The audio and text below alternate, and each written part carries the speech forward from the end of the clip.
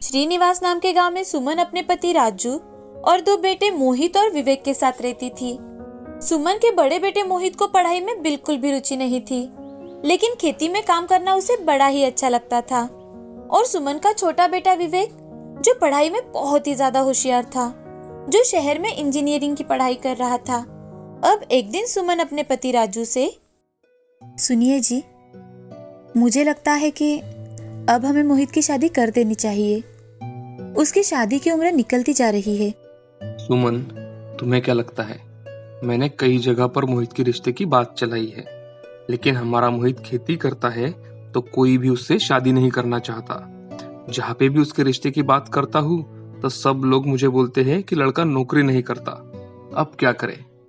किसी गरीब की लड़की हो तो भी हमें चलेगा। अरे सुमन, आजकल तो गरीब लड़कियों को भी शहर में रहने वाला ही पति चाहिए, और खेती करने वाला बोलो तो वो बायोडेटा भी नहीं देखती। तो क्या हमारे बेटे की कभी शादी नहीं हो पाएगी? अरे ऐसा नहीं, हम कुछ ना कुछ जरूर कर लेंगे। अब कुछ दिन ऐसे ही बीत जाते हैं।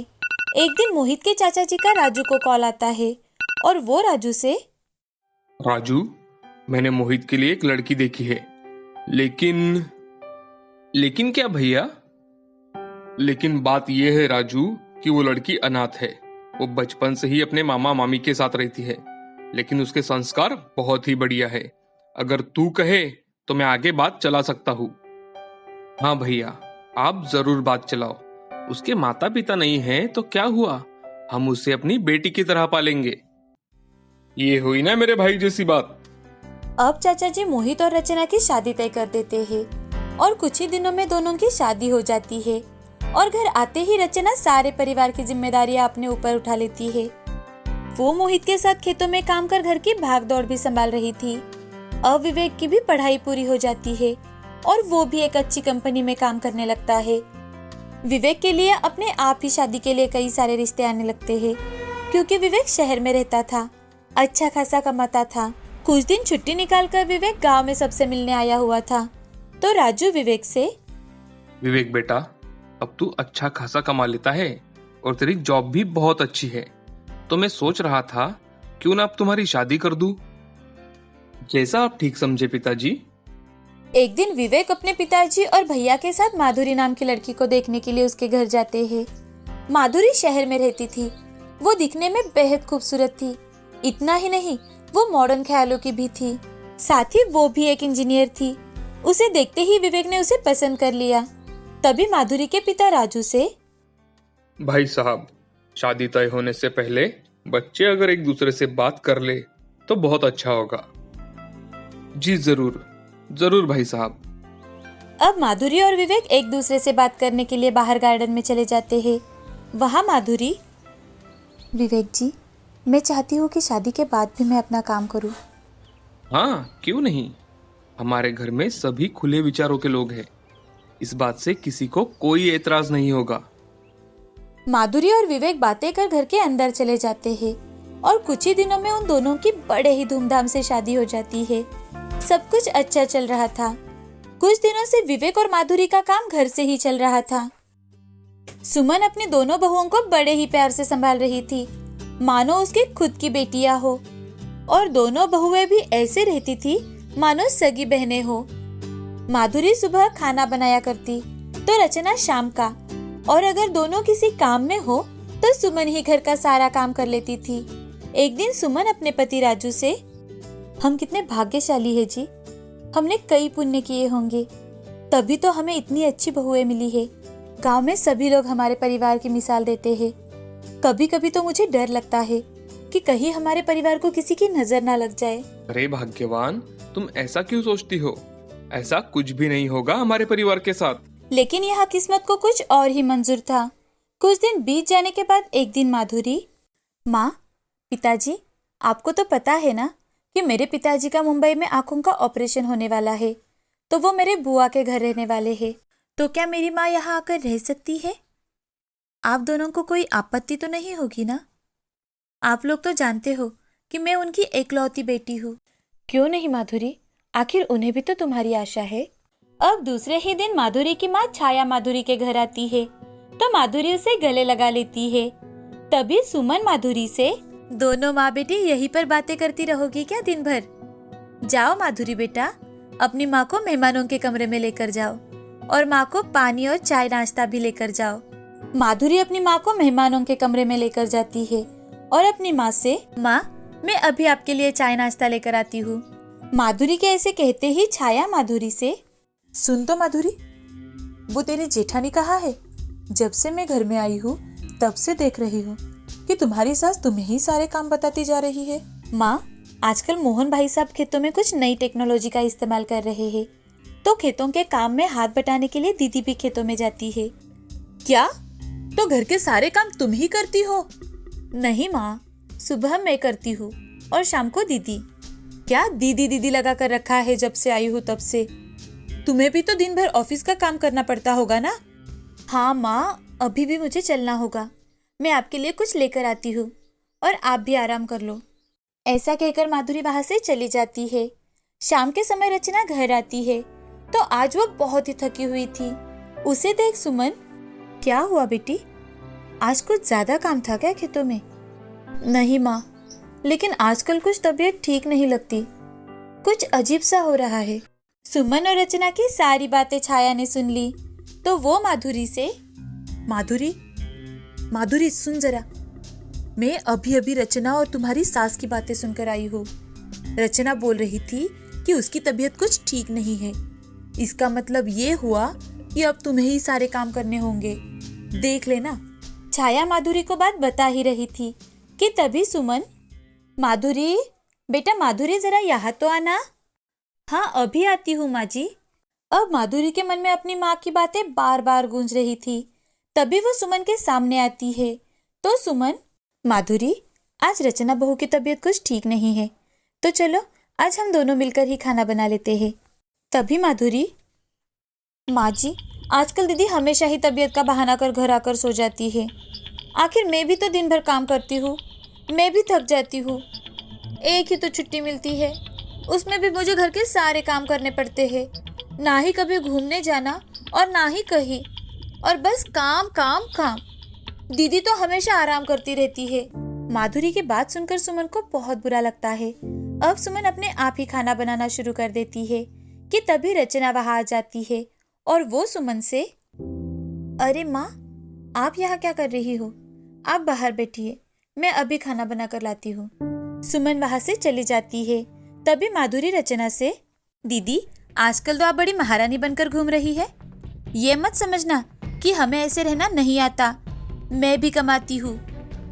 माधुरी ऐसे क्यों बात कर रही हो बहन? अरे वो तो आज, बस बस दीदी, आप तो हमेशा ही ऐसे करती हो। ऐसा कहकर माधुरी वहां से चली जाती है। माधुरी घर में अब किसी से भी अच्छे से बात नहीं कर रही थी कि एक दिन छाया, देखो माधुरी, मैं तुम्हें बता रही हूँ, अब यही वक्त है कि तुम अलग हो जाओ ताकि तुम्हारे खेत ये तुम्हारी जेठानी ना हड़प कर पाए। अब माधुरी अपनी माँ की बात मान लेती है और उसके कहे अनुसार सुमन से, माँ जी अब बहुत हो चुका, मैं अब और नहीं सह सकती। आप हमें हमारा हिस्सा दे दीजिए ताकि हम शहर में जाकर वहीं पर बस जाए। क्या तुम्हें बंटवारा चाहिए? ये क्या बोल रही हो तुम? कुछ ही दिनों में माधुरी की माँ अपने घर चली जाती है। उसके बाद माधुरी वकील को कॉल करती है और उनसे, वकील साहब मुझे जल्द से जल्द बंटवारा करना है, तो जो भी प्रोसेस हो वो जल्द से जल्द शुरू कर दीजिए। माधुरी फोन पर वकील को सारी डिटेल्स देती है।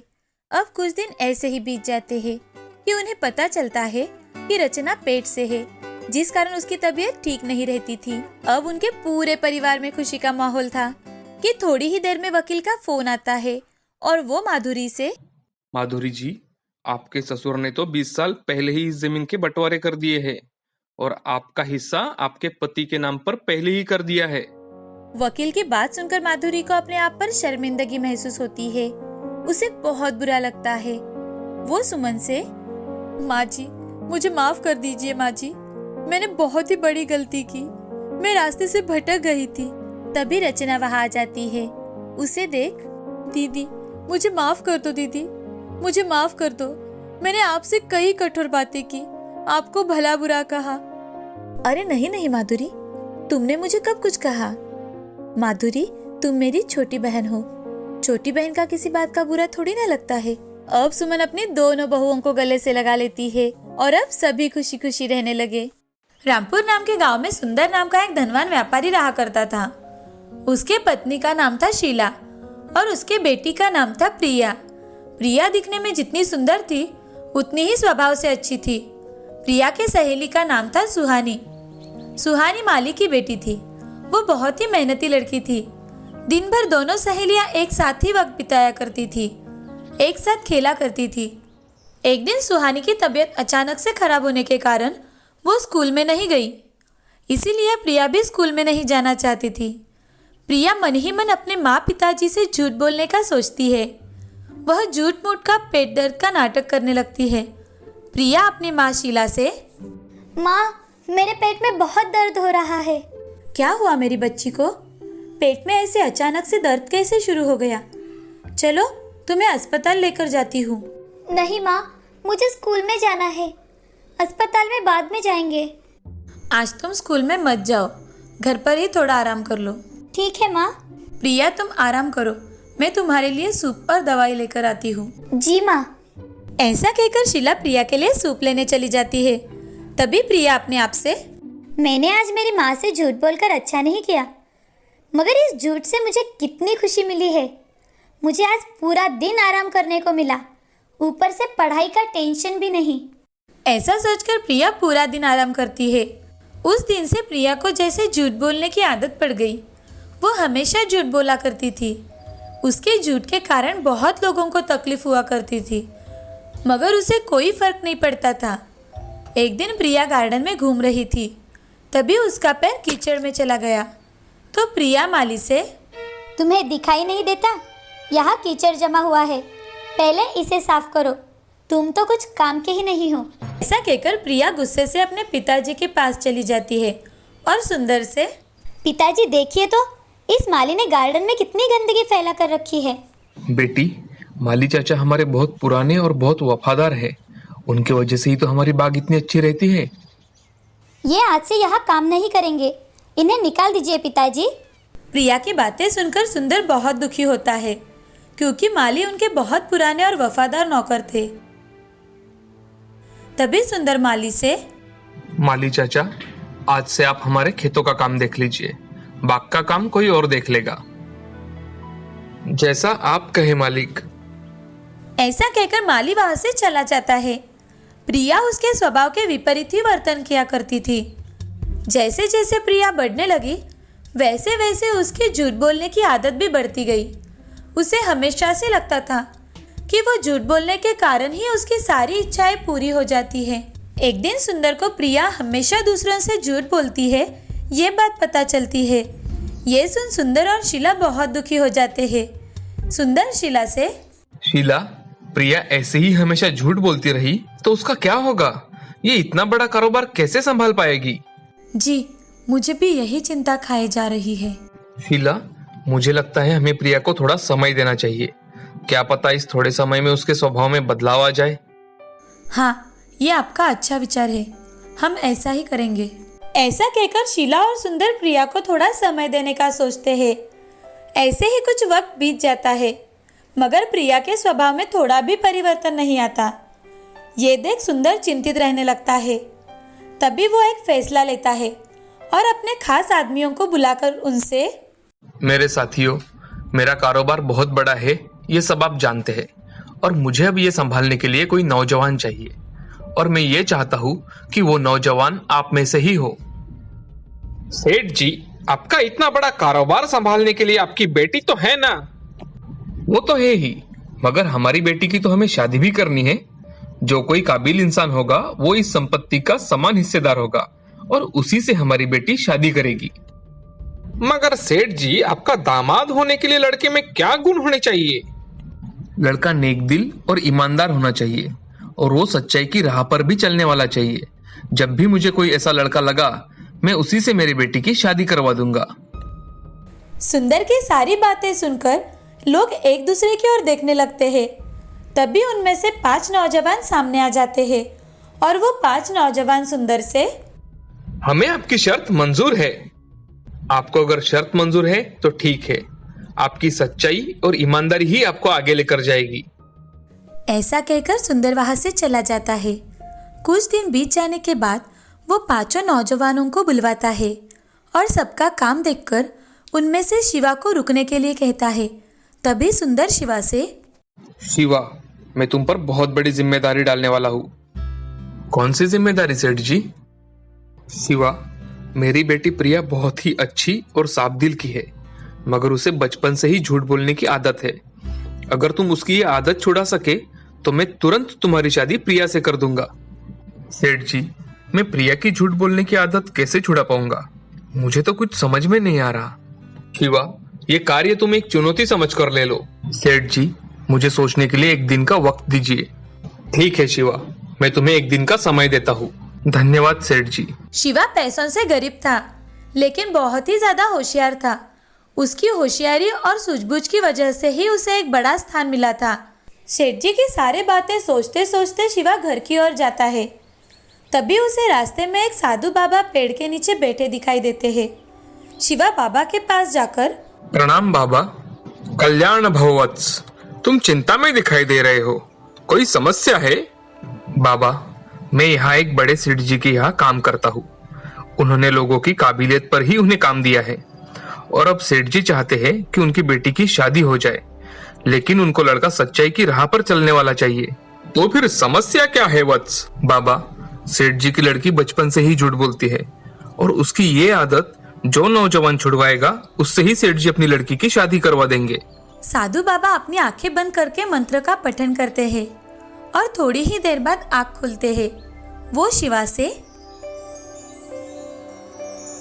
शिवा, ये लो, ये सच्चाई के झरने का जल है। ये जल बहुत ही अद्भुत है। ये जल तुम सेठ जी की लड़की को पिलाओ, वो आजीवन कभी भी झूठ नहीं बोलेगी। धन्यवाद बाबा। साधु बाबा शिवा के हाथों में कमंडलू रख देते हैं। शिवा साधु बाबा का आशीर्वाद लेकर वहां से चला जाता है। अगले ही दिन शिवा सुंदर सेठ जी के यहाँ जाता है और सेठ जी से, सेठ जी, मुझे प्रिया से बात करनी है। ठीक है शिवा, तुम जाओ और प्रिया से मिलकर आओ। प्रिया अपने कमरे में बैठी होती है। तभी शिवा उसके पास जाकर, प्रिया जी नमस्ते, मैं शिवा हूँ, मुझे आपसे कुछ बात करनी है। हाँ कहिए। आपके पिताजी ने मुझे बताया कि आप हमेशा झूठ बोलती हैं, क्या ये सच है? नहीं, मैं कभी भी झूठ नहीं बोलती। प्रिया जी, आप तो अभी भी झूठ बोल रही है। एक झूठ छुपाने के लिए इंसान को बहुत झूठ बोलने पड़ते हैं। शिवा प्रिया को सच्चाई के झरने का जल देता है और उनसे, अच्छा प्रिया जी, अगर मैंने दिया हुआ जल अगर आपने पी लिया तो आप आजीवन झूठ नहीं बोल सकती। ऐसा कभी होता है क्या? ये सब झूठ होता है। नहीं, ये बिल्कुल सच है। आप इसे पीकर देखिए। अच्छा ठीक है। ऐसा कहकर प्रिया सच्चाई के झरने का जल पी लेती है और शिवा से, देखो कुछ हुआ है क्या? मैं कभी भी झूठ नहीं बोलती। शिवा प्रिया की बातें सुन अचरज में पड़ जाता है और प्रिया से, आपने बचपन में कब कब झूठ बोला है? हाँ, मैं हमेशा झूठ बोलती थी, मगर आज से बिल्कुल झूठ नहीं बोलूंगी। ऐसा कहते ही शिवा बहुत खुश हो जाता है और सेठ जी से आकर, सेठ जी, आज से प्रिया जिंदगी भर कभी भी झूठ नहीं बोलेगी। अरे ऐसा क्या हुआ कि मेरी बेटी तुमसे बात करने के बाद झूठ नहीं बोलेगी? शिवा सुंदर जी को सारी सच्चाई बताता है। यह सुन सुंदर को बड़ा ही आश्चर्य हो जाता है। वो बहुत खुश होता है। तभी सुंदर शिवा से, सच में शिवा, तुमने बहुत बड़ा कार्य करके दिखाया है, मैं बहुत खुश हूँ। और सुंदर शिवा को गले लगा लेता है और उसका दिल से धन्यवाद भी देता है। कुछ ही दिनों बाद सुंदर अपने कहे अनुसार शिवा और प्रिया की शादी बड़े धूमधाम से कर देता है। सुंदर अपना सारा कारोबार शिवा को सौंप देता है और प्रिया भी उसमें मदद कर देती है। दोनों भी तरक्की करते हैं। जब से प्रिया ने सच्चाई का जल पिया, तब से वो कभी भी झूठ नहीं बोल पाई। इस कहानी से हमें ये सीख मिलती है कि जिंदगी में चाहे जितनी भी कठिनाई आए, हमें झूठ नहीं बोलना चाहिए। एक झूठ हमेशा 100 झूठ बोलने के लिए मजबूर कर देता है। हमेशा सच ही बोलना चाहिए।